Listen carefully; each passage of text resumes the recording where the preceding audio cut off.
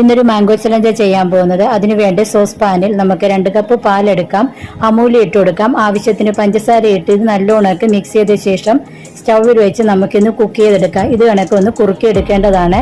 ഇനി നമുക്ക് വേണ്ടത് മാങ്ങയാണ്. ഇത് ഫ്രീസ് ചെയ്ത മാങ്ങയാണ്. നമ്മുടെ മിൽക്ക് മിക്സ് ഇത് കണക്ക് ഇരിക്കണം. ഇനി നമുക്ക് മിക്സിയുടെ ജാർ എടുക്കുക, മാംഗോ കഷ്ണങ്ങൾ ഇട്ട് കൊടുക്കുക, അതിനുശേഷം മിൽക്ക് മിക്സ് ഇട്ട് കൊടുക്കുക, പഞ്ചസാര ഇട്ട് കൊടുക്കുക. ഇനി നമുക്ക് വേണ്ടത് നല്ല കട്ട തൈരാണ്. പുളിയില്ലാത്ത തൈര് വേണം നമ്മൾ ഇതിന് വേണ്ടിയിട്ട് യൂസ് ചെയ്യാനായിട്ട്. ഇനി നമുക്കിത് നല്ലോണമൊക്കെ ഒന്ന് മിക്സിയുടെ ജാറിലിട്ട് ബ്ലെൻഡ് ചെയ്തെടുക്കാവുന്നതാണ്.